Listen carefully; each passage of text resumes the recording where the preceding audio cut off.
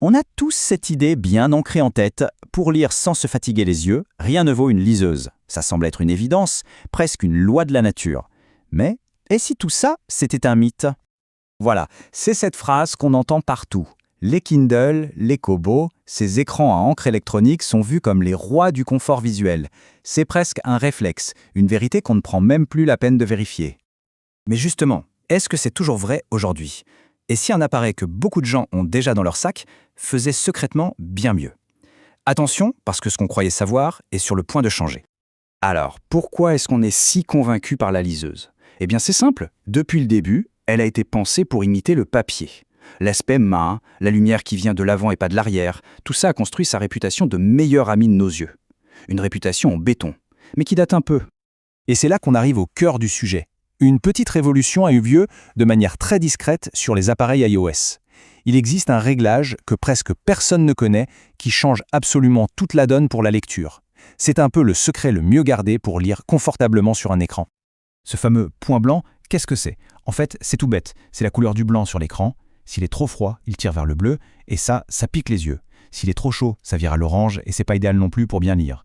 Le confort parfait, c'est une question d'équilibre. Et c'est là que ça devient intéressant. Parce que quand on compare, la différence de contrôle est juste énorme.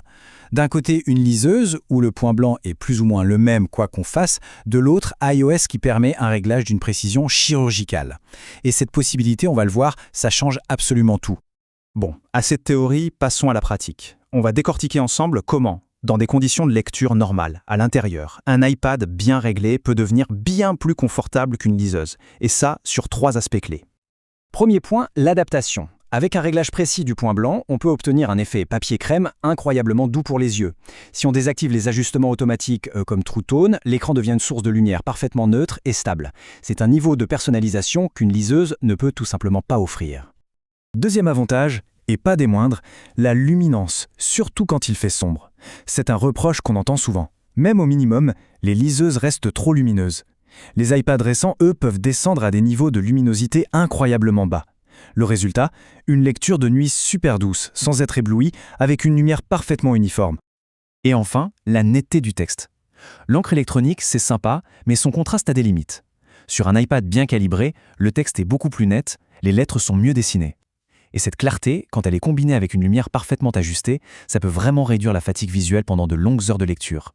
Tout ça nous amène à l'argument ultime, le bouclier des liseurs, le fameux rétroéclairage des tablettes qui est censé nous détruire les yeux.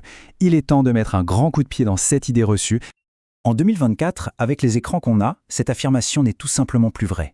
Ce qui compte, ce n'est pas de savoir si la lumière vient de derrière ou de devant l'écran. Le vrai enjeu, il est ailleurs. En fait, voilà ce qui compte vraiment. Les vrais responsables de la fatigue visuelle, c'est le manque de contrôle sur la luminosité, un point blanc qui n'est pas adapté et un affichage qui manque de stabilité. Et sur ces 3 points, un iPad bien configuré est aujourd'hui supérieur à une liseuse.